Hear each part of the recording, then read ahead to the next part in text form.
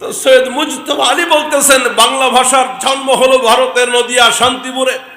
এই ভাষাটা লালিত পালিত হয়েছে যশোর এবং কুষ্টিয়াতে। এই ভাষা অসুস্থ হয়ে গেছে সিলেটে গিয়ে, এই ভাষা মারা গেছে চট্টগ্রামে গিয়ে, এই ভাষার দাফন কাফন হয়েছে পার্বত্য চট্টগ্রামে গিয়ে। ওই জায়গার বাংলা ভাষার যে কি বলে ওরা ছাড়া আর মালিক ছাড়া কেউ বুঝে। এক লোকের একটা গাধা ছিল, আর একটা ছাগল ছিল, বকরি ছিল। লোকটা ওই গোয়াল ঘরে, মানে গরু ছাগল যে ঘরে রাখে, আপনারা হবিগঞ্জ সিলেটে কি বলেন,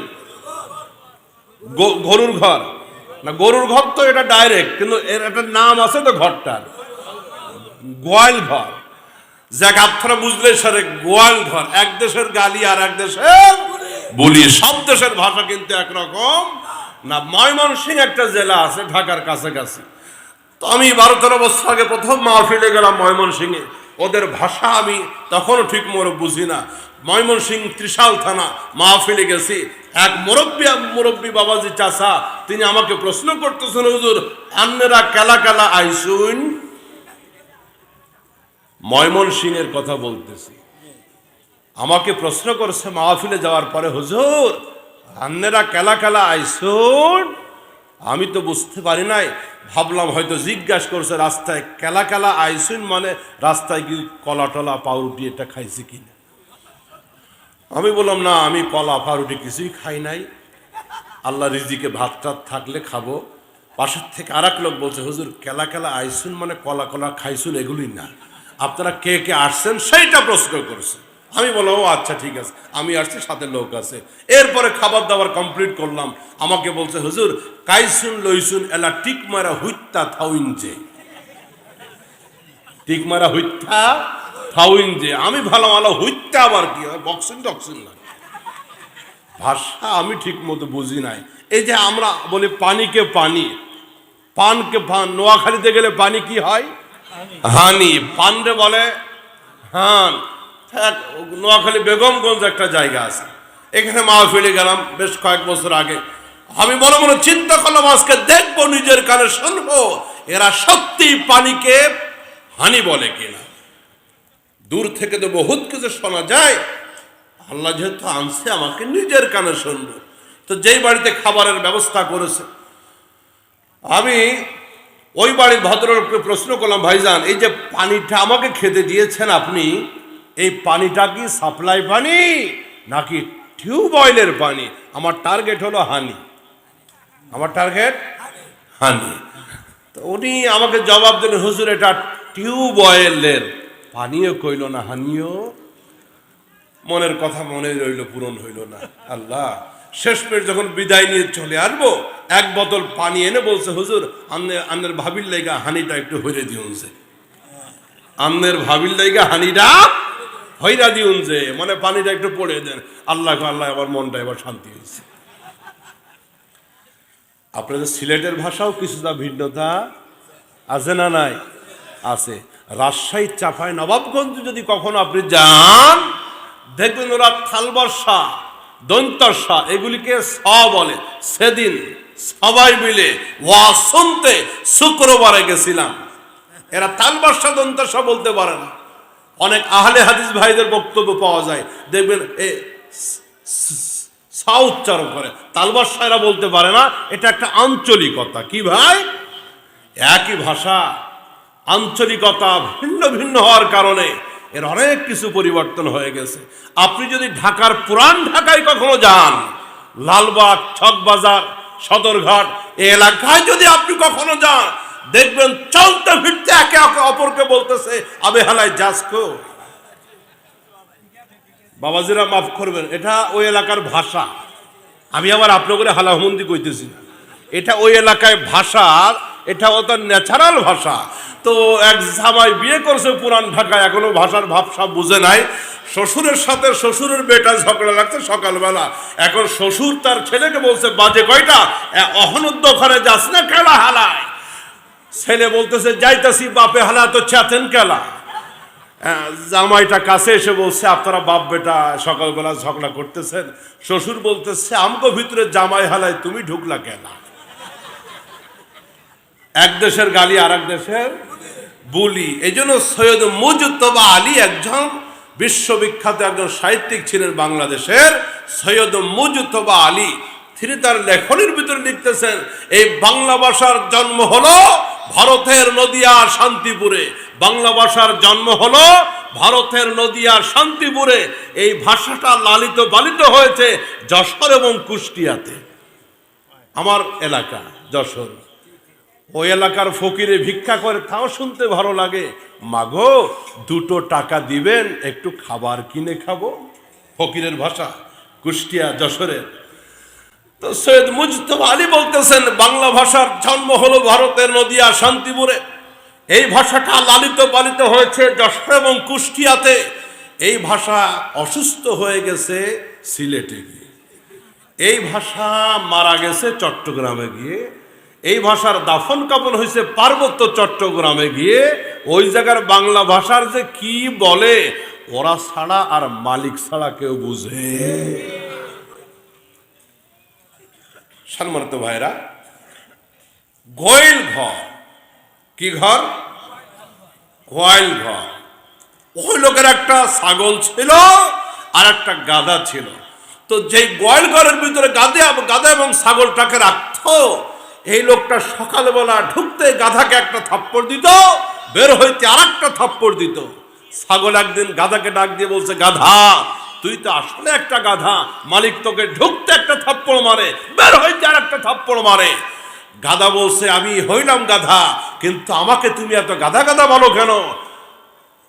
ছাগল বলছে, দেখো না আমার কত আদর কদর, আমার সকালে নাস্তা ঠিক মতো, দুপুরে লাঞ্চ ঠিক মতো, রাতের খাবার ঠিক মতো, আর তোমার কবর শুধু লাথি আর থাপ্পড়। গাধা বলছে, ছাগল তোমার যে এত আদর কদর ভালোবাসা, কেন তুমি কি বুঝতে পারছো? ছাগল বলে, না তো ব্যাখ্যা বিশ্লেষণ কিছু জানি, এত আদর কেন? গাধা বলছে, এত আদর কেন, তার কারণ হলো আকাশে কোরবানির চাঁদ উঠছে। আকাশে কিসের চাঁদ উঠছে? কোরবানির চাঁদ উঠছে। তোমার হায়াতের মেয়াদ আর বেশি দিন নাই, এই জন্য একটু অতিরিক্ত আদর কদর শুরু হয়েছে। কথা বলেন ঠিক কিনা? এই পৃথিবীতে মুমিনদের জন্য জেল থাকবে, এই পৃথিবীতে মুমিনদের জন্য রিমান্ড থাকবে, জুলুম থাকবে, অত্যাচার অবিচার থাকবে। আদ-দুনিয়া সিজনুল মুমিন ওয়া জান্নাতুল কাফির। রাসূল বলেছেন, কাফেরদের জন্য দুনিয়াটা জান্নাতের মতো। এই পৃথিবীতে তাদের কোনো হিসাব নাই, কোনো কিতাব নাই। তারা বড় বড় অট্টালিকার মালিক হবে। রব্বুল আমিন আমার মুমিন বান্দাদের জন্য একটু দুঃখ কষ্ট লাগায় রাখেন, যেন মুমিন বান্দা আল্লাহকে ভুলে না যায়। মুমিন বান্দা যেন রবকে ভুলে না যায়, আল্লাহকে ভুলে না যায়। আমার বন্ধু বলতেছিলাম, ইমানের এত দাম। এক একজন ইমানদার এই দুনিয়াতে এক একটা খুঁটি, আকাশের খুঁটি। যতদিন ইমানদার থাকবে, আকাশ থাকবে, জমিন থাকবে, কিয়ামত কায়েম হবে না। জোরে বলেন সুবহানাল্লাহ। কাফের বেঈমানেরা এই পৃথিবী থেকে ইসলামকে উৎখাত করে দিতে চায়, এই পৃথিবী থেকে মুসলমানদের উৎখাত করে দিতে চায়। ভালো করে শুনে রাখো, যাদেরকে উৎখাত করতে চাও, ইসলাম যদি না থাকে, মুসলিম মুমিন যদি না থাকে, তোদের মতো কাফের বেঈমানকে 2 ঢোক পানি পান করানো আল্লাহর কোনো আসে যায় না, আল্লাহর কোনো দরকার নাই। আল্লাহ পাক বলেন হাদিসে কুদসির ভিতরে, এই পৃথিবীর মর্যাদা, এই পৃথিবীর মূল্য, পৃথিবীর ডিমান্ড যদি একটা বসার ডানার পরিমাণ হতো, কাফের বেঈমানকে 1 ঢোক পানিও তিনি পান করতে দিতেন না। আমার ও হবিগঞ্জ শায়েস্তাগঞ্জের ভাইরা, যদি আপনাদের সামনে এক ট্রাক মশার ডানা এনে দিই, আর যদি বলি ভাইরা মাহফিলের মোনাজাত শেষে সকলেই 1 মুঠ করে মশার ডানা বাড়ি নিয়ে যাবেন, রাজি আছেন? 1 মণ মশার ডানার দাম আপনাদের শায়েস্তাগঞ্জ বাজারে কয় টাকা? অনেকে চিন্তায় পড়ে গেছে। দাম আছে? হাদিসে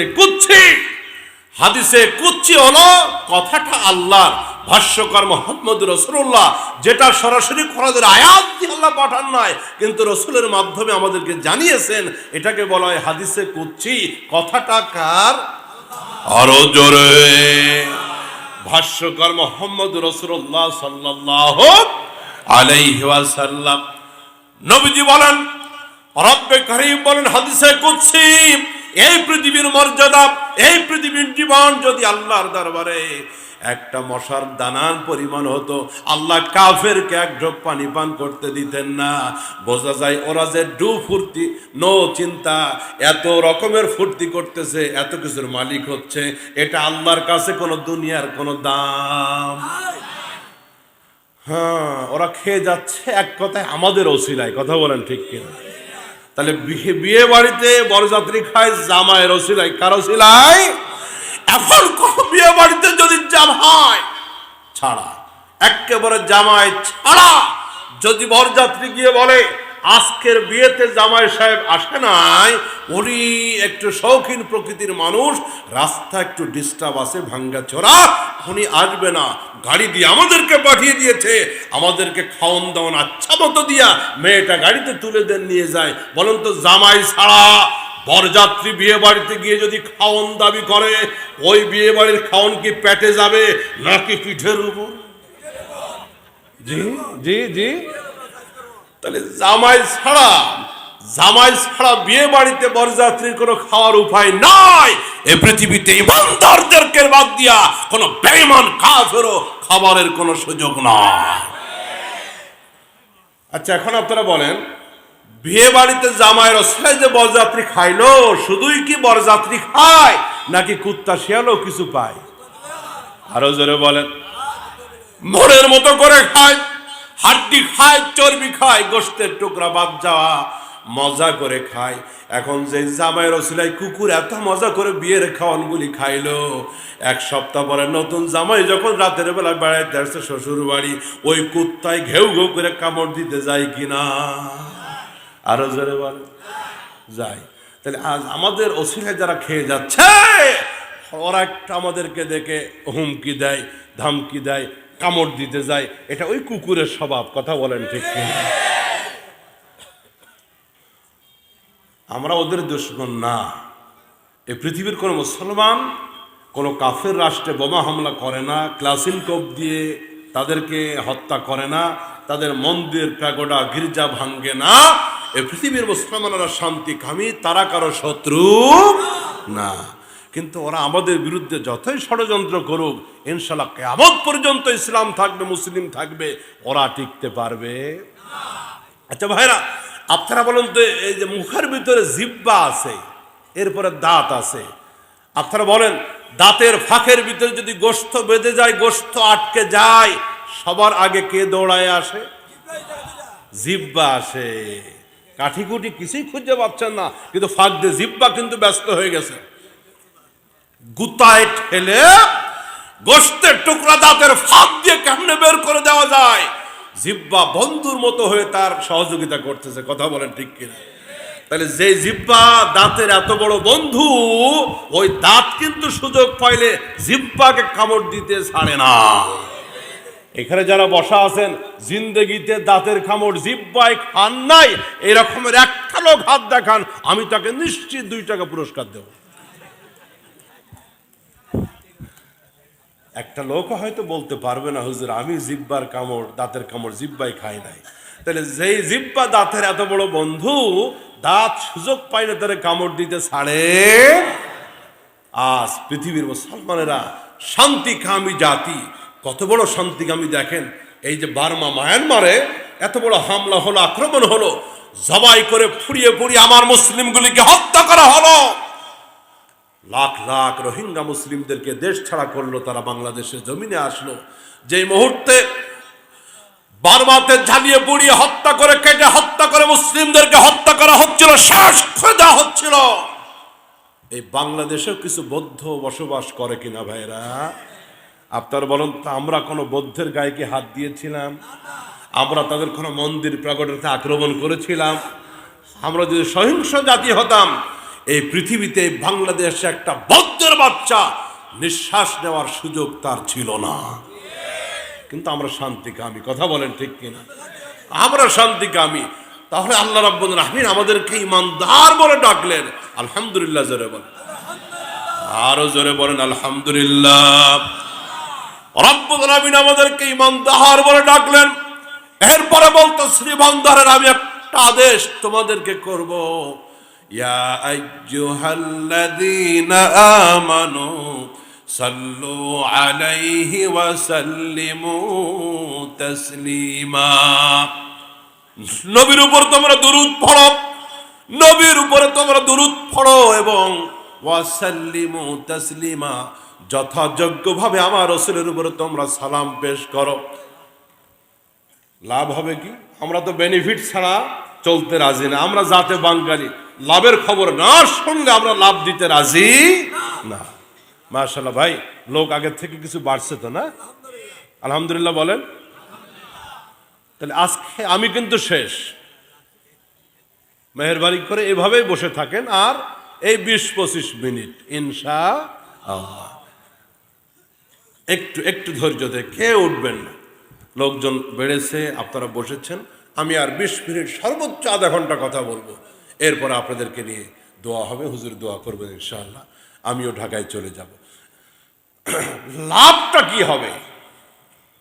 নবীজি হাদিসের ভিতরে বলতেছেন লাভ হবে এই, হযরতে আব্দুর রহমান ইবনে আউফ রাদিয়াল্লাহু তাআলা আনহু থেকে বর্ণিত মুসনাদ আহমদের হাদিসের ভিতরে আসছে রওয়ায়াত। হযরত আব্দুর রহমান ইবনে আউফ বলতেছেন রাসূলের সাথে দেখা করতে গেলাম, আমি নবীজির সাথে দেখা করতে গেলাম। দুরুদের লাভ কি, দুরুদের গুরুত্ব বুঝাইলাম। এত গুরুত্বপূর্ণ আমল এটা। এই আমলটা শুধু দুনিয়ার মানুষ করে না, করে স্বয়ংকে আল্লাহর নামটা আরো জোরে বলেন, আল্লাহু আকবার বলো রে মুমিন, আল্লাহু আকবার বলো রে মুমিন, তারি আকাশ আর তারি জমিন, আল্লাহু আকবার বলো রে মুমিন। আল কোরআনের কথা বলো, বিশ্ব নবীর পথে চলো, পাবিরে শান্তি এই দিলেতে, ঘুচে যাবে তোমার দুর্দিন। আল্লাহু আকবার বলো রে মুমিন, নারায়ে তাকবীর, লিল্লাহে তাকবীর। আওয়াজ হইছে মোটামুটি, নির্বাচনের মতো আওয়াজটা এখনো আসলো না। আর নির্বাচনে এক কাপ চা খাইয়া নেতার নামে কত স্লোগান, কপালে কি যে হবে তাও চিন্তা করে না। এক কাপ চায়ের পাওয়ারে স্লোগান শুরু হয়ে যায়, বল্টু ভয়ের চরিত্র ফুলের মতো পবিত্র, নামাজ পড়ে না একক্ত, নেশা করে 5 ওয়াক্ত। তখন আওয়াজ এত বেড়ে যায়। এখন যে আওয়াজটা দিবেন কার জন্য? আরো জোরে বলেন। প্রশ্ন হতে পারে, হুজুর নেতার নামে স্লোগান দিলে তো এক কাপ চা পাওয়া যায়, 1 প্যাকেট আকিস বিড়িও পাওয়া যায়, রবের নামের স্লোগান দিলে কি পাওয়া যায়? রাসূল বলতেছেন, আল্লাহর হাবিব বলতেছেন, এই পৃথিবীর জমিনে সুবহানাল্লাহি তামলাউল মিজান ওয়া তামলাউ মা বাইনাস সামাওয়াতি ওয়াল আরদ। এই পৃথিবীর জমিনে কোন মুমিন যখন সুবহানাল্লাহ বলে, আলহামদুলিল্লাহ বলে, আল্লাহু আকবার বলে, বলতে দেরি হয়, আকাশ আর জমিনের মাঝখানে 500 বছরের বিরাট ফাঁকা জায়গা ওই মুমিন নারী পুরুষের নামে নেক দিয়ে আল্লাহ ভরে দেয়। এই যে আওয়াজ এখন বাড়ছে, কারণ লাভের খবর আছে, কথা বলেন ঠিক কিনা? ওয়াতামলাউল মিজান, এই পৃথিবীর জমিনে বেশি বেশি যারা সুবহানাল্লাহ বলবে, আলহামদুলিল্লাহ বলবে, রব্বুল আলামিনের নবী বলেন তারা কিয়ামতের ময়দানে দেখবে রব তাদের জন্য মিজানের পাল্লাটা পূর্ণ করে নেকি দিয়ে দিয়েছে। আমার ভাইরা, আমার বন্ধুরা, এই জন্য রবের নামের তাসবিহ জোরালোভাবে হবে, রবের নামের জিকির জোরালোভাবে হবে, রবের নামের তাকবীর জোরালোভাবে হবে। আমাদের কাছে পারমাণবিক বোমা না থাকতে পারে, এই পৃথিবীর মুসলমানের কাছে পারমাণবিক বোমা না থাকতে পারে, রাসায়নিক বোমা না থাকতে পারে, কিন্তু ইতিহাস সাক্ষী আছে যুদ্ধের ময়দানে নবীর সাহাবীরা, যুদ্ধের ময়দানে ইমানদারেরা আল্লাহু আকবার ধ্বনি দিয়েছে, কাফেরের হাত থেকে অস্ত্র কাঁপতে কাঁপতে পড়ে গেছে। নারায়ে তাকবীরের সাথে কারো শত্রুতা আছে? কারো দুশমনী আছে? আপনি যেই দল করেন না কেন, আপনি যেই দলের লোক হন না কেন, নারায়ে তাকবীর হলো সকলের জাতীয় স্লোগান। গোটা পৃথিবীর 250 কোটি মুসলমানের জাতীয় স্লোগান হলো নারায়ে। আমার যেদিন জন্ম হয়েছিল সেদিন কি হয়েছিল? নবীজি বলেন, ভাই নির্ধারিত আলোচনাটা ফাঁকে ফাঁকে করতেছে ইনশাআল্লাহ, দুরুদের উপর আলোচনা দিয়ে ফিনিশিং দেবে। একটু ডাইন বামে তো যাওয়া লাগে নাকি? অত এলেম কালাম কি আছে নাকি? খালি একটা বলতেই থাকলাম, একটু শাখা প্রশাখা দিয়ে সময় পার করতেছি আর কি। ফাঁকে ফাঁকে দুরুদের আলোচনাটাও হবে আমাদের ইনশাআল্লাহ। আপনারা অলিপুরি হুজুরের এলাকার মানুষ, আপনার এক একজন নিজেরাই মুফাসসির, এক একজন শুনতে শুনতে হুজুরের বরকতে থাকতে থাকতে অনেক কিছু আপনারা জেনে গেছেন। উনি যে কত বড় নিয়ামত, আপনারা বাড়ির কাছে লোক টের পান কিনা জানি না, কিন্তু আমরা যারা সেই যশোরে বাড়ি, রাজশাহী বাড়ি, আমরা জানি অলিপুরি হুজুর আমাদের জন্য একটা স্বর্ণের টুকরা হিরো খণ্ড। আল্লাহ আরো দীর্ঘদিন তুমি হুজুরের হায়াতে বরকত দিয়ে দাও, জোরে বল না। প্রিয় ভাইরা, তো কি বলতেছিলাম? হ্যাঁ, নারায়ে তাকবীর তো বলতেছিলাম। তারপর কি বলতেছিলাম? জন্মের সময় মাশাআল্লাহ আতালাল্লাহু আমরাহু ওয়া বারাকাল্লাহু ফি হায়াতি, বলেন আমিন। আল্লাহ আমার ভাইয়ের হায়াতে বরকত দান করেন। এই যে নবীজি বলেছেন, এই পৃথিবীতে সন্তান ভূমিষ্ঠ হওয়ার সাথে সাথে তার প্রথম আমল হলো তার ডান কানে আজান আর বাম কানে ইকামত। সুবহানাল্লাহ, জোরে বলেন। ডান কানে আজান দিয়ে দাও, বাম কানে ইকামত দিয়ে দাও। এই আজান তার বাপ দিতে পারবে, আজান তার ভাই দিতে পারবে, দাদা দিতে পারবে। যদি পুরুষ মানুষ না থাকে, এই আজানটা মহিলারাও দিতে পারবে। এটা নামাজের আজান না, মেয়ে ছেলেরাও এই আজানটা দিতে পারবে। ডান কানে আজান, জোরে বলেন, বাম কানে ইকামত। কিন্তু আমাদের বাচ্চাদের মাঝে এখন তো কপাল খারাপ, কারণ জন্ম হয় খ্রিস্টান মিশনারি ক্লিনিকে, ওর কপালে আজান দিবে কে? জন্মের আজান যার হয় না, দেখা যায় তারাই একসময় আল্লাহ বিরোধিতা শুরু করে দেয়, আলেমদের বিরোধিতা শুরু করে দেয়। যদি ক্ষমতায় থাকতে পারি, রাষ্ট্র থেকে ইসলামকে বাদ দিয়ে দেওয়া হবে, সংবিধান থেকে বিসমিল্লাহ বাদ দিয়ে দেওয়া হবে। বোঝা গেল আল্লাহর সাথে যাদের দুশ্মনী, ওদের কানে আল্লাহর নামের আজান পড়ে নাই। তাহলে আজান ডান কানে আর বাম কানে ইকামত। কোন এলাকায় আজান দেয় কিন্তু ভুল করে, এটা আপনারা একটু জেনে যান। আজান দিতে হবে ডান কানে, ইকামত বাম কানে, কিন্তু গ্রাম দেশে নাতি হওয়ার সাথে সাথে রাত বাজে 2টা 2:30, দাদা খুশি ঠেলায় যারা যে আজান দিতে হয়, বাড়ির উঠানের মাঝখানে দাঁড়ায়া আল্লাহু আকবার, আল্লাহু আকবার। রাত বাজে 2টা 2:30, আশপাশের এলাকার লোকেরা মনে করছে ফজরের আজান মনে হয়। আজান উঠানের মাঝখানে দিতে বলছে কে? তোমারে আজান হবে ডান কানে, ইকামত হবে বাম কানে। তাহলে সন্তান জন্মের সাথে সাথে প্রথম আমল হলো ডান কানে আজান, বাম কানে ইকামত। এরপরে 7ম দিনে আরো 3টা আমল আছে, তার জন্য ভালো একটা নাম রাখা, তার মাথার চুলগুলি মুন্ডে দেওয়া, একদম মুন্ডে দেওয়া, চেষে দেওয়া। একসময় ডাক্তাররা এটা খুব বিরোধিতা করতো, এই ছোট্ট বাচ্চা, কিন্তু তারা গবেষণা করে দেখেছে, মেডিকেল সায়েন্স 1500 বছর আগে ইসলামের নবী ছোট্ট বাচ্চার মাথার চুলটা মুন্ডে দিতে বললেন। অবশ্যই কোনো হিকমত আছে। তারা গবেষণা করে দেখলো, এই চুলটা মাথা থেকে মুন্ডে দেওয়ার কারণে জন্মের পরে যে জীবাণু থাকে, যে ময়লাগুলি থাকে, এই জীবাণু ময়লা সব দূর হয়ে যায়, বাচ্চা সুস্থ থাকা স্বাভাবিক হয়। তাহলে মাথার চুলগুলি চেঁচে দিয়ে এই চুল বরাবর রূপা সৎকা করে দেওয়া। কত? 150-200 টাকা হবে। চুলের কতটুক ওজন আর ছোট্ট বাচ্চার 150-200 এটার দাম। সৎকা করে দিলে তার উপর থেকে বিপদ বলা দূর হয়। আর একটা আমল, ভালো একটা নাম তার রাখতে হবে। তার মাথার চুল চেঁচে এগুলি ওজন বরাবর রূপা সৎকা বা দাম। আর তার আকিকা, ছেলে হলে 2টা বক, মেয়ে হলে 1টা। ছেলে হলে 2টা বকরি, মেয়ে হলে, কোনো বাপ যদি অসচ্ছল হয় তো 1টা বকরি দিয়েও ছেলের আকিকা দিতে পারবে, হয়ে যাবে ইনশাআল্লাহ। তবে সচ্ছল যদি থাকে তাহলে সে 2টা দিবে। কয়টা ভাই? ভালো একটা নাম রাখতে হবে। সন্তান পিতামাতার পক্ষ থেকে ভালো একটা নাম পাবে, এটা পিতামাতার কাছে সন্তানের অধিকার। যদি কোনো পিতামাতা সন্তানের নাম উল্টা পাল্টা রাখে তাহলে তার অধিকার নষ্ট করলো। কথা বলেন ঠিক কিনা? সন্তানের নাম রাখে ডলার, সন্তানের নাম আছে পাউন্ড, পাপ্পু, সাপ্পু, নান্টু, বল্টু, স্ক্রু, পল্টু, কত রকমের নাম বাংলাদেশে। এই সমস্ত নাম আমরা রাখবো না, অর্থবোধক ভালো নাম আমরা সন্তানের জন্য রাখবো ইনশাআল্লাহ। এক ইমাম সাহেব গেছে মুসল্লির বাড়িতে দাওয়াত খেতে, তো হুজুরের বাড়ি আবার ভোলা বরিশাল নদী সাগরের এলাকায়, খানা দানা কমপ্লিট হয়ে গেল। মুসল্লি বলছে, হুজুর আমার একমাত্র ছেলের জন্য একটু দোয়া করে যান। হুজুর বলছে, ঠিক আছে, অবশ্যই দোয়া করব। এত খাওয়ালেন, হাদিয়া দিলেন, কেন ছেলেটার নামে দোয়া করব না? ছেলেটার নামটা বলুন, আমি একটু নামটা ধরে দোয়া করে দিই। মুসল্লি বলছে, হুজুর একমাত্র ছেলে আমার, নাম হলো সাগর। নাম হলো কি? সিলেটে আছে না সাগর, নদী, ঝর্ণা, আকাশ,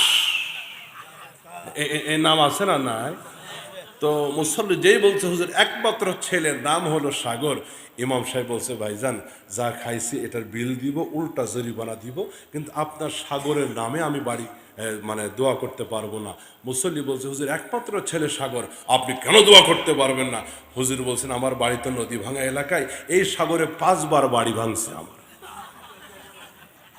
সাগরে বাড়ি ভাঙছে কয়বার? তো এই রকমের নামে দোয়া মানে নাম রাখবো না যে নামে মৌলবীরা দোয়া করতে ভয় পায়। নাম রাখবো সুন্নতি নাম, যে নামের শুরুতে আব্দুল আছে, নবীদের সাথে মিল আছে, সাহাবীদের সাথে মিল আছে। আল্লাহ আমাদেরকে কবুল করুক, জোরে বলেন আমিন। তাহলে এই পৃথিবীতে যেদিন এসেছিলাম, ডান কানে আজান হয়েছিল, বাম কানে কামত হয়েছিল। প্রত্যেক আজানের ভিতরে আল্লাহু আকবার আছে, একামতের ভিতরে আল্লাহু আকবার আছে, নামাজের ভিতরে আল্লাহু আকবার আছে, তাকবীরের ভিতরে আল্লাহু আকবার আছে। পৃথিবীর শেষ নামাজ প্রথমটা ছিল নামাজ ছাড়া আজান, জীবনের শেষ নামাজ আজান ছাড়া নামাজ, ওইটার শুরুতেও আল্লাহু আকবার আছে না নাই? কাজে আমি যে দল করব, যেই নেতার পিছে দৌড়াবো, ওই দল ওই নেতাদের সাথে আল্লাহু আকবরে যদি বিরোধিতা থাকে, এখনই ব্যাক গিয়ারে পিছে চলে আসো, আর সামনে আগায় না। মরার পরে কিন্তু গজারের লাঠি প্রস্তুত আছে। আল্লাহ আমাদেরকে বোঝার তৌফিক দিক, জোরে বলেন আমিন। সবাই লাভ কি হবে? লাভ, হযরত আব্দুর রহমান ইবনে আউফ বলতেছেন, দুরুদের লাভ কি হবে? মুসনাদ আহমদের হাদিসে আসছে, তিনি বলেন, নবীজির সাথে দেখা করতে গেলাম, লাভটা শুনে এরপর আপনারা যান। হযরত আব্দুর রহমান বলেন, নবীজির সাথে সাক্ষাৎ করতে গেলাম, নবীজি ঘর থেকে বাড়ি থেকে বের হয়ে একটা বাগানের ভিতরে ঢুকে গেলেন। আমি অপেক্ষা করতে লাগলাম, রাসূলের জন্য অপেক্ষা করতেছি। দীর্ঘক্ষণ হয়ে গেল, নবীজি বাগান থেকে বের হয় না। বহুক্ষণ অপেক্ষা করতেছি আমি। একটু পরে গিয়ে দেখি আল্লাহর হাবিব আল্লাহর কুদরতি কদমে সেজদায় পড়ে আছে। ও নামাজি আমার ঘরে নামাজ পড়ো আজ, বিছিয়ে দিলাম তোমার তরে হৃদয় যাই নামাজ, নামাজ পড়ো আজ, নামাজ পড়ো আজ। সেজদা হবে কার জন্য? হাফ প্যান্ট পরে হারাম খেলা করে গোল দিয়ে জিতলে ওই সেজদা দিলে এটা হবে বিসমিল্লাহ বলে মদ খাওয়ার মতো। অনেক যুবকরা আছে নিজের দল জিতার পরে মসজিদে তাদের টাকা দিতেছে, বলে ইনশাল্লাহ আমার দল এবার বিশ্বকাপ জিতবে। বিশ্বকাপে আল্লাহ মনে হয় খুব পছন্দ করে না?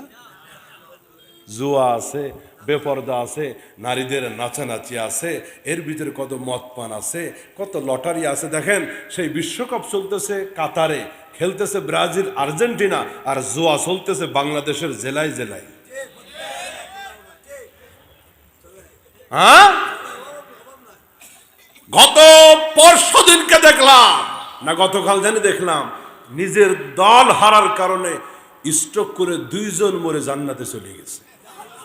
ও আচ্ছা আচ্ছা, ওই নামটা বলতে তো ভয় লাগে। ও মুমিন যুবকেরা, তুমি যে লাফাচ্ছ আজকে আর্জেন্টিনার জন্য, একটু বলো তো ওরা কি ইসলামের বন্ধু? তুমি যে ফ্রান্সকে সাপোর্ট করতেছ, গত বছরও তো ফ্রান্স রসুলকে নিয়ে ব্যঙ্গ করলো। রসুলের কাটুনা কালো এখনো ক্ষমা প্রার্থনা করে নাই। মান তাসাব্বাহা বিকওমিন ফাহুয়া মিনহুম। হুজুর আমার পাশে আছেন, আমার ওস্তাদের ওস্তাদ তুল্য হুজুর। তোমার বাড়ির ছাদের উপরে যে পতাকা টাঙানো, এটাও তোমার আদর্শের পরিচয় বহন করে। পতাকা টাঙাইতে গিয়েও কয়েকজন মারা গেছে, আহারে কপাল পোড়া। এই যে আপনাদের শায়েস্তাগঞ্জে ঢুকলাম, দেখলাম আর্জেন্টিনার পতাকা লম্বা করে টাঙানো, ব্রাজিলের পতাকা লম্বা করে টাঙানো। কলিজার টুকরা যুবকেরা, শীত শুরু হয়ে গেছে, ভিনদেশি কাফেরদের পতাকা কিনে টাকা নষ্ট না করে এই শীতে শায়েস্তাগঞ্জের 10 জন গরিবকে কাপড় কিনে দাও, আল্লাহ তোমাকে জান্নাতের সবুজ পোশাক উপহার দিবেন। যুবকেরা একজন 5 কিলোমিটার লম্বা পতাকা বানাইছে, 5 কিলোমিটার লম্বা পতাকা বানাইছে নিজের বাড়ি থেকে শ্বশুর বাড়ি পর্যন্ত। যুবক রে, কিয়ামতের ময়দানে তোর এই লাখ টাকার হিসাবকে আল্লাহর দরবারে দেওয়া লাগবে না। নিজের আমবাগান বিক্রি করে কাফের বেঈমানদের পতাকা টাঙাইলো 5 কিলোমিটার। মনে মনে চিন্তা করি, বাংলাদেশে এত পাগল থাকতে এখনো পাবনার পাগলাগারোতে বলে সিট খালি। আল্লাহ জাতিকে বোঝার তৌফিক দেখ, জোরে বলেন আমিন। ওই ফিলিস্তিনের নিষ্পাপ মাসুম বাচ্চাগুলিকে ইসরায়েলের কাফের কুত্তাগুলি যখন বুলেট দিয়ে মারে, এই মেসি, কাকা, রোনাল্ডো তাদেরকে সাপোর্ট করে। যুবক রে, কি জবাব দিবি তাদেরকে সাপোর্ট করে কিয়ামতের ময়দানে? নবীজি যদি বলে তুমি কাফেরদেরকে সাপোর্ট দিয়েছিলে, তাদের নামে মিছিল করেছিলে, একে অপরের সাথে শত্রুতা করেছিলে, অথচ ওরা তো ইসলামের বিজয় চাইতো না, ফিলিস্তিনের মাসুম বাচ্চাদেরকে মারার জন্য টাকার যোগান, অস্ত্রের যোগান দিয়েছিল ধরা। কিয়ামতের ময়দানে কি যুবক দিবি? ও যুবক, কি জবাব দিবা তুমি? আর্জেন্টিনার গেঞ্জি ছিঁড়ে ফেলে দাও, ব্রাজিলের গেঞ্জি ছিঁড়ে ফেলে দাও, নবীর আদর্শের পতাকা ধারণ করো। তুমি আজ তোমার ঘরের উপরে কাফেরদের পতাকা টাঙাইলা।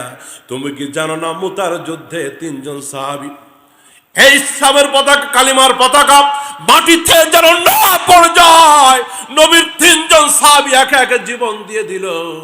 মুতার প্রান্তরে কালিমার পতাকা মাটিতে পড়তে দিল না। হৃদয়ে মোহাম্মদ, চেতনায় মোহাম্মদ, জীবনে মোহাম্মদ, মরণে মোহাম্মদ। হৃদয়ে মোহাম্মদ, বলেন না, হৃদয়ে মোহাম্মদ, চেতনায় মোহাম্মদ, জীবনে মোহাম্মদ, মরণে।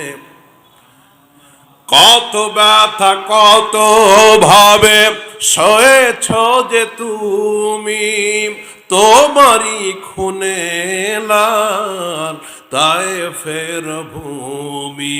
ফেরেশতা এসে চায় ধ্বংসের হুকুম, লৌহু মাখা মুহাম্মদ প্রাণেতে হাসরাত। হে খোদা ক্ষমা করো এ তায়েফবাসী, এরা চিনেনি যে আমি যে মোহাম্মদ। হৃদয়ে মোহাম্মদ, চেতনায় মোহাম্মদ, জীবনে মরণে नहीं दो जहां में मिसाले मोहम्मद। जमाले खुदा है कमले মোহাম্মদ, কমলে মোহাম্মদ। তাহলে মোহাম্মদের সৈনিকেরা কোনো কাফেরদের পতাকার জার্সি গায়ে লাগাবে না। যা ভুল হয়েছে হয়েছে, সামনের দিনগুলিতে ভুল করবে না ইনশাআল্লাহ। আল্লাহ কবুল করেন, জোরে বলেন আমিন। হযরত আব্দুর রহমান ইবনে আউফ বলতেছেন, নবীজি লম্বা সিজদায় পড়ে আছেন বাগানের ভিতরে। বড় চিন্তায় পড়ে গেলাম, মৌত হয়ে গেল কিনা, নবীর ইন্তেকাল হয়ে গেল কিনা। কখন সিজদায় পড়ছেন, নবী মাথা ওঠান না। আমি বড় চিন্তায় পড়ে গেলাম, রাসূলের পাশে গিয়ে দাঁড়াইলাম। একটু পরে নবীজি সিজদা থেকে মাথা ওঠালেন। নবীজির চেহারার দিকে তাকাই দেখলাম বড় খুশি, আনন্দিত। মনে হলো যেন পূর্ণিমার চাঁদটা নবীর চেহারার ভিতরে বসে গেছে। সুবহানাল্লাহ। আরো আসতে, পিছের লোকেরা বলা দরকার নাই, একটু জোরে। হযরত আব্দুর রহমান বলতেছেন, নবীজি মুস্কি হাসতেছেন, ঢাক দিয়ে বললাম, পয়গম্বর আপনার চেহারা এত হাসি কেন, এত উজ্জ্বল কেন লাগে? নবী বলছে, আব্দুর রহমান রে, একটু আগে জিবরাইল ফেরেশতা এসে আমার উম্মতের জন্য একটা পুরস্কার ঘোষণা করে দিয়ে গেছে। নবী, ফেরেশতা জিবরাইল কি পুরস্কারের ঘোষণা দিয়েছে? মুসনাদ আহমদের হাদিস এটি। রাসূল বলতেছেন, জিবরাইল বলেছেন, আল্লাহ রাব্বুল আমিন বলেছেন। নবীজি বলতেছেন, জিবরাইল বলেছেন। জিবরাইল বলেছেন, আল্লাহ নিজে বলেছেন, মান সাল্লা আলাইকা সাল্লাইতু আলাইহি ওয়া মান সাল্লামা আলাইকা সাল্লামতু আলাইহি। আল্লাহ বলেছেন, নবী আপনার প্রতি আপনার উম্মত যারা দুরূদ পড়বে, আমি আল্লাহ তাদের উপরে রহমতের সাগর বর্ষণ করব। ওমান সাল্লামা আলাইকা সাল্লামতু আলাইহি, এবং আপনার উপরে যারা সালাম দিবে, আসসালাতু আসসালামু আলাইকা, এভাবে যারা আপনার উপরে সালাম দিবে, আমি রব্বুল আমিন তাদের উপরে শান্তি বর্ষণ করব। বলা হয়েছে দুরূদ শরীফের বিধান কি? দুরূদ শরীফের বিধান হলো, আমার বিষয়ের শেষ পয়েন্ট, দুরূদ শরীফের বিধান হলো এটি ব্যক্তিগত আমল। দুরুদের জন্য আলাদা মজলিস করা, কোনো সম্মেলন করা, এটা উচিত। দুরুদ সম্পূর্ণ পার্সোনাল একটি আমল, নিজে করব, একটা মজলিসে বসে আছি, সবাইকে নিয়ে পড়ব, কিন্তু দুরুদের জন্য আলাদা মজলিস করা, বিরাট আয়োজন করা, এটা করা যাবে না। কোনো দুরুদের মজলিসে দেখা যায় চেয়ার একটা আগেই খালি রেখে দেয়, ওখানে বলে নবী কামলিওয়ালা আসবে। নাউজুবিল্লাহ, একটু আসতে কম। হাদিসের ভিতরে আসছে, রাসূল বলেন, এ পৃথিবীতে একদল ফেরেশতা আছে, সাইয়াহিন, যারা পর্যটক ফেরেশতা, সাংবাদিক, সারা পৃথিবীতে ঘুরতেছে। আল্লাহু আকবার। নবীজি বলতেছেন, পৃথিবীর যে কোনো প্রান্ত থেকে আমার উম্মতেরা, নারী পুরুষ, যে আমার প্রতি দুরূদ পড়বে, রাসূল বলেন তাদের নাম, তাদের বাবার নাম সহ ওই দুরূদটা ফেরেশতারা আমার রওজায় পৌঁছায়া দেয়। নবী ফকির ভিক্ষুকের মতো টোকায় টোকায় দুরূদ নিতে এ এলাকায় সে এলাকায় যায় না। হাদিস, রাসূল বলতেছেন ওই উম্মতের ফেরেশতারা আমার কাছে দুরূদগুলি পৌঁছায়া দেয়। এরা হলো পর্যটক ফেরেশতা, সাংবাদিক ফেরেশতা, সারা পৃথিবীতে এই ডিউটিতে লাগাই রাখছেন তাদেরকে কে? রাসূল বলেন, যারা আমার রওজার কাছে দাঁড়িয়ে আমাকে সালাম দেয়, এই সালামটা সরাসরি আল্লাহ আমার কানে শোনায়া দেয়। তাহলে ওই জিলাপির মজলিসে আলাদা একটা চেয়ার রেখে নবী ওটা নিতে এখানে আসবে, এটা রাসূলকে ইজ্জত দেওয়া না, রাসূলকে বেইজ্জতি করা হবে। দেখেন, আমাদের এক ওস্তাদ আছেন, অনেক বড় আলেম, হুজুর এক মসজিদে নতুন চাকরি নিয়েছেন ইমাম হিসাবে। ওই এলাকার কমিটি এবং মুসল্লিরা আবার ওই মিলাদ মানে দুরূদ পড়তে গেলে লাভ দিয়ে দাঁড়ায় যায়। তো এখন হুজুর তো নতুন ওখানে গেছেন, হুজুরকে বলছে, হুজুর দুরূদের সময় দাঁড়াইতে হবে। কেন দাঁড়াইতে হবে? বলে, যে মজলিসে দুরূদ হয় ওই মজলিসে নবী আসে। আচ্ছা বুঝলাম, এই মজলিসে এখন দুরূদ হবে, কথার কথা, নবী কয়জন? একই টাইমে মনে করেন 50 জায়গায় দুরূদের মজলিস চলতেছে, তো নবী কয় জায়গায় গেছে এক টাইমে? সব জায়গায় হাজির নাজির কে? আরো জোরে। তো হুজুর বলছে, আচ্ছা ঠিক আছে, নবী যেহেতু আসবে তাতে দাঁড়ানো লাগেই। উনি দাঁড়াইছে, মনে করেন আসরের পরে মিলাদ, জিলাপির ইয়ে তো, ও ফার্সি শের, উর্দু শের, বাংলা শের কইতে কইতে মাগরিবের আজান দিবে দিবে, হুজুরও বসে না, পাবলিক মসজিদ কমিটি কেউ বসে না, হুজুরের সাথে সব দাঁড়ায় আছে, বারবার জিলাপির পোটলার দিকে তাকাই, ডাইনে তাকাই, বামে তাকাই। শেষমেশ সভাপতি সাহেবকে, হুজুর মাজা কোমর তো ধরে গেল, গরম জিলাপি আনছিলাম ওটাও ঠান্ডা হইতেছে, হুজুর বসেন না কেন? কয় যে নবী যে আসছে, নবীও যায় না, আমিও বইতে পারি না। নবী যে আইছে তোমাদের বক্তব্য মোতাবেক, দাবি মোতাবেক, নবীও যে আইসে, নবী আইসে যে আইসে আর যাইটাই না, এখন নবী নিজে আছে দাঁড়ায়, আমি যদি বসে যাই, এটা বেয়াদবির কারবার কিনা। উনি একটু পাতালে মাইল দিয়েছে আর কি। সম্মানিত ভাইরা আমার, এটা রসুলকে মর্যাদা দেওয়া নয়। যদি বলা হয় আমার দূরত্বটা নবী নিতে আসবে, কোনো সম্মানিত ব্যক্তি যদি কেউ হন, তার ইজ্জত ও তার হাদিয়া তার কাছে পৌঁছে দেওয়া। তিনি আমার বাড়িতে এসে, আমি 2000 টাকা রাখছি হুজুরের জন্য, আপনি এসে নিয়ে যান, হুজুর দারোয়ানের কাছে রাখা আছে, নিয়ে যান, এটা তাকে বেইজ্জতি করা হলো। কথা বলেন। তাহলে দুরুদ হলো ব্যক্তিগত আমল, বেশি বেশি দুরুদের আমল করব আমরা ইনশাআল্লাহ। রসুল বলেন এই পৃথিবীতে সব থেকে বড় বখিল হলো সেই মুমিন, যেই মুমিনের সামনে আমার নাম উচ্চারণ করা হয় আর সে দুরুদ পড়ে না। এটা সব থেকে বড় কৃপণতা, বখিলতা। নবীজি একবার মসজিদে নববীর মেম্বারে, তিনি প্রথম মেম্বারে পা দিলেন, বললেন আমিন। দ্বিতীয় মেম্বারে পা দিলেন, বললেন আমিন। তৃতীয় মেম্বারে পা দিলেন, বললেন আমিন। সাহাবা একরা বলছে, রাসূলুল্লাহ আপনি তো এমনটি কখনো করেন না। নবীজি বলতেছেন, আমার সাহাবীরা, একটু আগে ফেরেশতাদের সরদার হযরতে জিবরাইল, তিনি 3টা বিষয়ে বদদুয়া করেছেন। খুব মনোযোগ, দোয়া না বদদুয়া। 3টি বিষয়ে তিনি বদদুয়া করেছেন। আমি তার দোয়ায়, এই বদদুয়াকে সাপোর্ট করলাম, আমি আমিন বলে সমর্থন দিয়েছি। দেখেন, বদদুয়া করেছেন ফেরেশতাদের সরদার, যিনি আমিন বলেছেন তিনি নবীদের সরদার। যে নবী যুদ্ধের ময়দানেও কাফেরকে বদদুয়া করেন নাই, যে নবী যুদ্ধের ময়দানেও বিপক্ষ শক্তিকে ভালোবাসা প্রদর্শন করেছেন, আজকে তিনি আমিন বলেছেন, বিষয়টি কত মারাত্মক। ইয়া রাসূলুল্লাহ, ইয়া হাবিবাল্লাহ, ফেরেশতা জিবরাইল কোন 3টি বিষয়ে বদদুয়া করলেন? নবীজি বলছেন, আমি যখন প্রথম এই মেম্বারে পা দিলাম, তখন ফেরেশতা জিবরাইল বলল, যারা রমজান মাস পেল, এত বড় নিয়ামত ক্ষমার মাস রমজান পেল, অথচ নিজেদেরকে মাফ করাইতে পারলো না, তারা ধ্বংস হোক। আমি বলেছি আমিন। দ্বিতীয় ধাপে পা রাখলাম, ফেরেশতা জিবরাইল বলল, যারা পিতা মাতা উভয়কে বার্ধক্যে পেল, অথবা পিতাকে পেল, মাতাকে একজনকে পেল, তাদেরকে খেদমত করে আল্লাহর সন্তুষ্টি অর্জন করতে পারলো না, নিজেকে জান্নাতি হিসেবে উপযুক্ত করতে পারলো না, তারা ধ্বংস হোক। আমি বললাম আমিন। ও শায়েস্তাগঞ্জের যুবকের, আমার বাবাজিরা, আমার একটু হাতটা দেখান না। আব্বা আম্মা এখনো কার কার ঘরে 2জনই আছে? 2জনই আছে কার কার? সবাই হাত তুলবেন না। 2জনই কাদের আছে?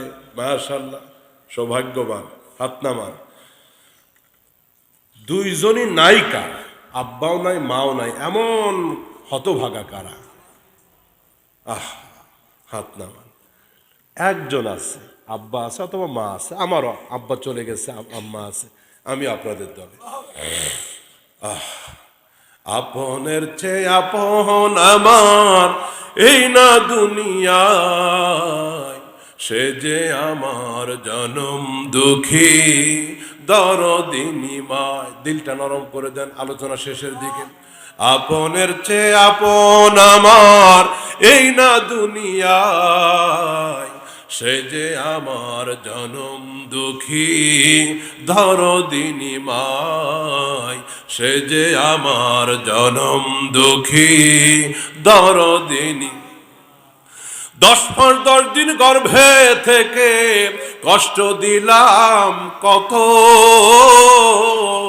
কোলে নিয়ে ভুলে গেল ব্যথার পাহাড় যত, নিজে না খেয়ে মা, নিজে না খেয়ে মা সন্তান রে খাওয়ায়, সে যে আমার জনম দুঃখী দরদিনী মায়। আব্বা আম্মা যাদের ঘরে আছে, এই নিয়ামত যতদিন আছে কদর করবেন। নিয়ামত হারিয়ে গেলে কিন্তু আর খুঁজে পাবেন না। আমার আব্বা জান মারা গেছে, শায়েস্তাগঞ্জের কলিজার টুকরা ভাইরা আমার, আব্বা আমার মারা গেছে। আফসোস করি, আব্বা আমার দুনিয়াতে নাই, ঘরে নাই। আব্বা যতদিন ছিলেন, রাত 12টা 1টা বেজে গেলে ফোন দিত, আব্বু কত দূর আসছো, মাহফিল শেষ হয়েছে কিনা। ওই ফোন আর এখন আমার কাছে আসে না। আমার আব্বা জেনারেল শিক্ষিত ছিলেন, ইংলিশের প্রফেসর, কিন্তু আমাদের 4 ভাই বোনকেই কোরআনের আলেম বানায় গেছে। আব্বা কবরে শুয়ে আছে, আমার আব্বা। আম্মা আছেন এখনো, আলহামদুলিল্লাহ এখনো মাকে খেদমত করে সেবা করি। আব্বা যতদিন পৃথিবীতে বেঁচে ছিলেন আমি আব্বার হাতের নখগুলা, পায়ের নখগুলা, এই যে কানের এই বড় বড় চুলগুলা হয় সব পরিষ্কার করে দিতাম, বড় আদর করতাম। বাংলাদেশের যেখানে যাইতাম ভালো করে ফল পেলে, খাবার পেলে নিজের হাতে আব্বা আমার মুখে তুলে দিতাম। এখনো মাকে চুমা দিই, ফল মায়ের মুখে আমি হাত দিয়ে তুলে দিই। এটা আমার জন্য সৌভাগ্যের ব্যাপার। এই কাজগুলি করবেন। বহু যুবক আছে বছরের পর বছর পার হয়ে যায়, মা মাগো একটু দরদ দিয়ে মারে ডাকে না। কতদিন হয়ে গেল বুড়া বাবারে আব্বা আব্বা একটু মুখ ভরে ভরে ডাকে না, অথচ ছোট্ট ছোট্ট নিজের বাচ্চাকে চুমা দেয়, আব্বু আব্বু বলে মুখে ফেনা তুলে দেয়। দূর থেকে বাবা মার কলিজা পুড়ে সারকার হয়ে যায়। একদিন তোকে নিয়েও তারা এমন করেছিল। নবীজি বলতেছেন দ্বিতীয় ধাপে যখন পা দিলাম, জিবরাইল ফেরেশতা বলতেছেন যে সন্তান নিজের পিতামাতা ভাইকে পেল অথবা একজনকে পেল, তাদের খেদমত করে রবের সন্তুষ্টি অর্জন করতে পারলো না, সেই সন্তান ধ্বংস হোক। আমি বলেছি আমিন। তৃতীয়বার জিবরাইল বললেন, যেই লোকের সামনে, যেই মুমিনের সামনে, যে উম্মতের সামনে আপনার নাম নেওয়া হলো অথচ দুরূদ পড়লো না, সে ধ্বংস হোক। বলেন তো দুরূদের গুরুত্ব আছে না? না। বেশি বেশি দুরূদের আমল করবো ইনশাআল্লাহ, নিজেরা পড়বো। রসুল বলেন এই পৃথিবীতে যারা আমার বেশি বেশি দুরূদ পড়বে কিয়ামতের ময়দানে ওরা আমার সব থেকে নিকটবর্তী থাকবে। সুবহানাল্লাহ। রে শায়েস্তাগঞ্জের ভাইরা, কিয়ামতের ময়দানে নবীর নিকটবর্তী যারা থাকবে অন্তত ওরা জাহান্নামে যাবে। আচ্ছা, আল্লাহ কি নামাজ পড়ে? যারা বললেন না তারা, আল্লাহ কি নামাজ পড়ে? তিনি হলেন মাবুদ, আমরা হলাম আবেদ। আমরা ইবাদত করি, রিসিভ করেন কে? তিনি নামাজ পড়েন না, তিনি রোজা রাখেন না, তিনি হজ করেন না, তিনি দান সদকা করেন না। এগুলি আমাদের আমল। শুধুমাত্র একটি আমল আছে, আল্লাহ নিজে বলতেছেন, হ্যাঁ দুরূদ নবীর উপরে আমিও পড়ি, ফেরেশতারাও পড়ে, তোমরাও পড়ো। একটি মাত্র আমলের সাথে মিল আছে, যেটি নিজে করেন কে? তবে হ্যাঁ, আমাদের দুরূদ আর আল্লাহর দুরূদ একটু পার্থক্য। আল্লাহর দুরূদ হলো সরাসরি নবীর উপরে তিনি রহমত নাজিল করেন, আর আমাদের দুরূদের ব্যাখ্যা হলো আমরা রবের কাছে বলি আল্লাহুম্মা সাল্লি আলা মুহাম্মদ, আয় আল্লাহ তুমি আমার নবীর উপরে দয়া করো, রহমত করো। আমরা দোয়া করি রসুলের মান ইজ্জত কারো বাড়িয়ে দেওয়ার জন্য। এই জন্য এখন থেকে বেশি বেশি দুরূদের সাথে সম্পর্ক রাখবো। জিলাপি আর মিলাদের দুরূদের ভিতরে আমরা যাব না ইনশাআল্লাহ। জিলাপি টাকা দিয়ে কিনে খাবো এমনি এমনি, কিন্তু ওই লাভ দিয়ে দাঁড়ায় গিয়ে মিলাদের মজলিসে গিয়ে ওই বেদাতি জিলাপির সাথে সম্পর্ক আমরা রাখবো না। আল্লাহ মাহফিলকে কবুল করেন, মঞ্জুর করেন। আমি অনেক আগে একবার হবিগঞ্জে এসেছিলাম, মাধবপুর। আমার তালয় ছিলেন এমদাদুল হক আড়াই হাজারি রহমতুল্লাহি আলাই, হুজুর চিনবেন আর মুরব্বীরা চিনবেন। অনেক বড় আলেম ছিলেন, আনসারি সাহেব আর তিনি একসাথে ওয়াজ করে বেড়াতেন সারা দেশে। তো আমার তালয় সাহেব তিনি ছিলেন, এরকম একটা পাগড়ি পরতেন মাথায়, আমার থেকে উচ্চ লম্বা ছিলেন, মর্দে মুজাহিদ এমদাদুল হক আড়াই হাজারি। কেউ ছিলেন তো নাকি? নয়, যে অনেক ভালো বক্তা ছিলেন তিনি। তো উনি ওনার সাথে একবার মাধবপুর আসছিলেন, উনি তো অ্যাক্সিডেন্ট করে ইন্তেকাল করেছেন, বেশ অনেক দিন হয়ে গেল। আল্লাহ ওনাকে সহ, আনসারি সাহেব হুজুর সহ সকলকে যেন মাফ করে দেন। আল্লামা খালেদ সাইফুল্লাহ আইয়ুবী সাহেব হুজুরের মাধ্যমে মূলত আজকে আমি দাওয়াত রাখছি এখানে। হুজুরের আসার কথা ছিল গতকাল, হুজুর অসুস্থ, আপনাদের কাছে দোয়া চেয়েছেন সুস্থতার জন্য। আল্লাহ যেন হুজুর সহ এদেশের সমস্ত আলেমদেরকে আল্লাহ যেন হেফাজত করেন, জোরে বলেন।